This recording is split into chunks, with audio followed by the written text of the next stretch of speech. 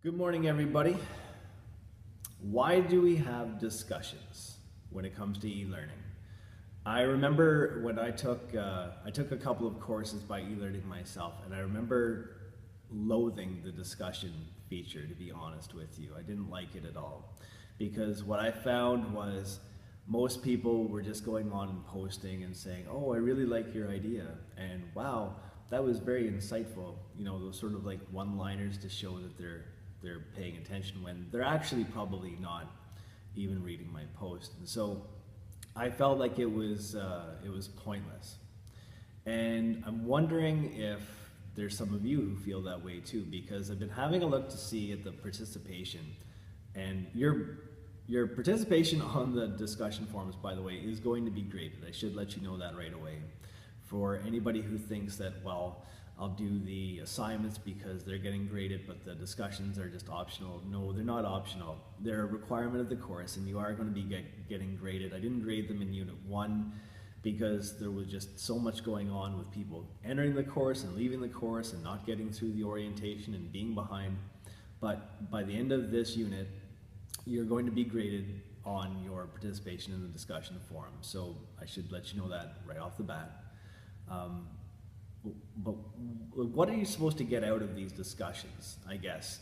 I don't like schoolwork to be a chore. I like people to be able to see meaning in what they do. And so here's why it's good for you to get involved in the discussions. Number one, the discussion is not as good without you as it is with you. The more people who are part of a discussion, the better, because we have more ideas. And more ideas means we're going to have better ideas.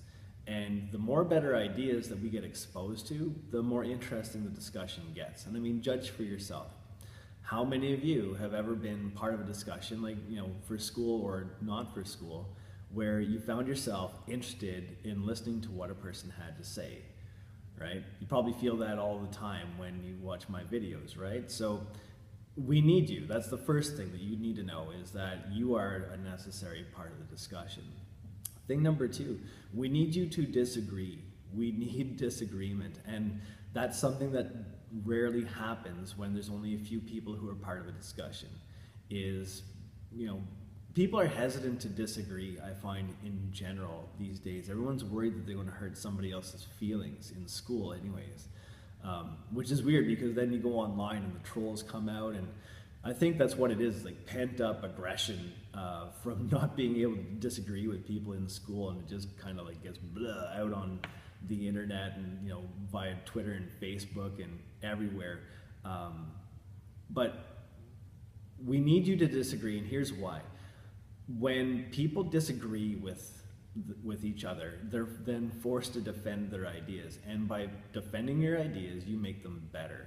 So it's the idea is that like two people actually sharpen ideas by discussing them and debating them and disagreeing with each other, because by forcing yourself to defend ideas, you then have to actually like think about what you're saying, and if you've got a bad idea that you can't defend, then that comes to your attention, right? And the idea is that the good ideas live on, the bad ideas die out, and what we're left with are better ideas.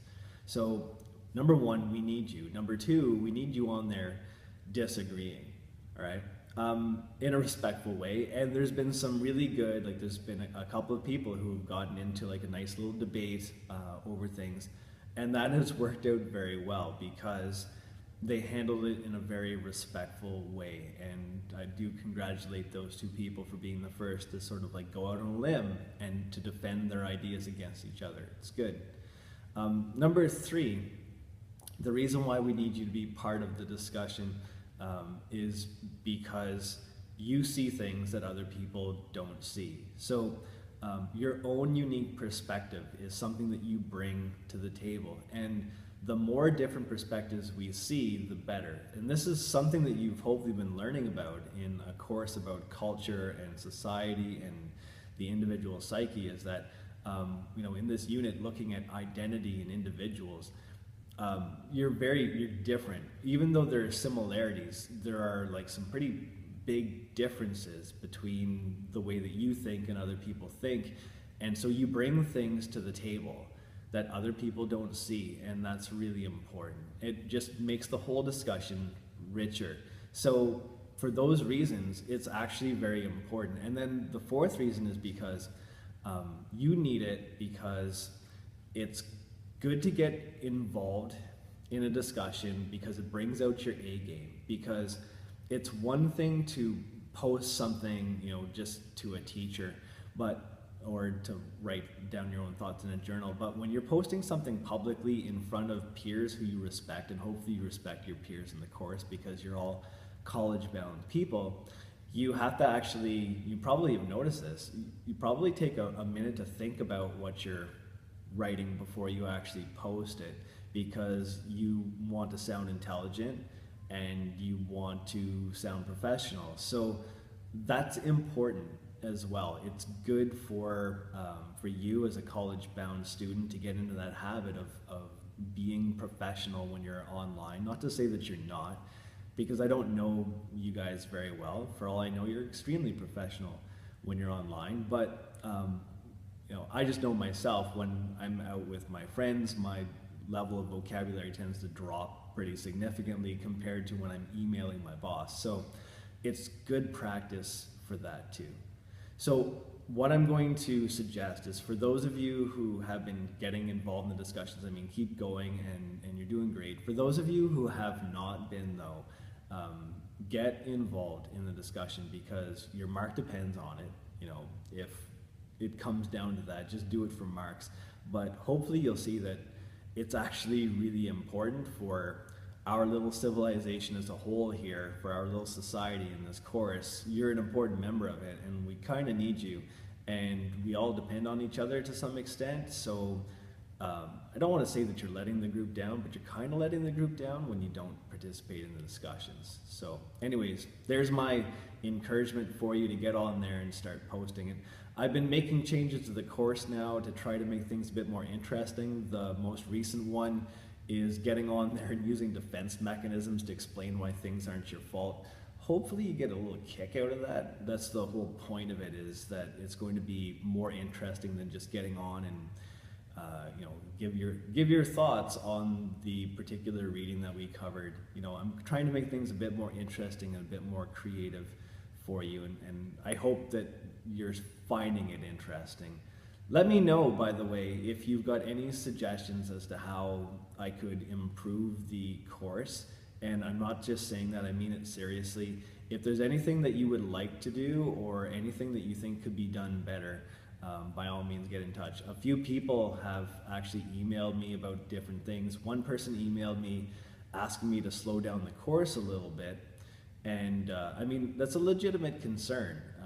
If you've got a full course load and you've got heavy courses, you may be finding that it's a lot of work. To that person, I'd like to actually thank you for sending that email. And even though my answer was no, I don't plan to slow down the course, because I have it planned ahead of time that there's going to be some catch-up time at the end of the unit. And it is a college preparation course, so it should be rigorous. At the same time, the person made a respectful request, and so I do appreciate that, and well done for having the courage to speak up. It's really good. Now, as far as labs go, hopefully you've been enjoying those too. I've gotten some good feedback from those. People seem to be enjoying them. Lab number 2 got some crazy results. So far, there's a person who measured that they will be exposed to almost 500,000 sexualized images over the course of the year, which is absolutely staggering when you think about the amount of impact that one image has. There's a novel that, one of my favorite novels of all time, and it's an option for a couple courses here at ADHS. It's called Brave New World. And one big part of it, it's like this future where the whole world works based on an assembly line. People aren't born anymore, they're hatched in factories, and like a certain number of a certain type of people are made all the time. And all these people are conditioned to fit into civilization. And there's a catchphrase in it, 64,000 repetitions equals the truth. And the idea is, if you're exposed to something 64,000 times, you've heard it so often that it just becomes true to you, which is kind of how conditioning works. You just get exposed to something enough times, and then it makes changes with the way that you think and the way you behave.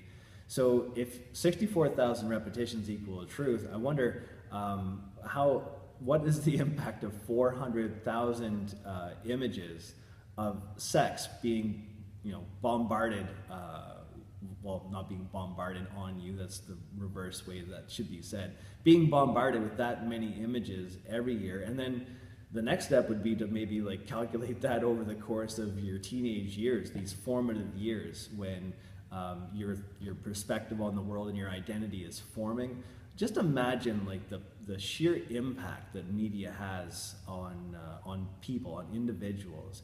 And then also take into account that the average age when people are starting to get exposed to these images is getting less and less. And so when you think carefully about it, 50 years ago, when television just first came out, and there were maybe, like when I was growing up in the 80s, I think we had 6 channels on TV, and then TV was also very closely regulated as to what could and couldn't be on TV, and advertisements especially were like very non-sexualized because it was considered at that time to be extremely inappropriate to have that kind of content on television where kids could see it. Compare an individual growing up in like the 50s compared to somebody growing up today, and you could probably see that there's room for a huge difference in the way that a person develops just due to the amount of media that they're exposed to. Take into account the internet on top of everything else, which is like instant access to like an immeasurable amount of images, and then take into account the fact that there seems to be less and less regulation, kids having more and more freedom to go online at younger and younger ages. It's, I'm not going to be the person who says, oh, the world's going to hell these days, but it is something worth thinking about. Just for, thousands of years at least, we developed as humans without being bombarded by media, and it's only within like the last little while that this has become part of our culture. It must be having some kind of impact on us, one would think. But anyways, there's another lab on the go right now which involves testing people's threshold for delayed gratification. Hopefully you enjoy that one, and I believe there'll be one more before the end of the unit. And like I said, at some point next week, get ready to have your participation in the discussion forums graded. All right, so I better let you get to work. Please let me know if you need any help. For those of you who are behind at this point in the unit, get in touch with me, send me an email, and let me help you if I can.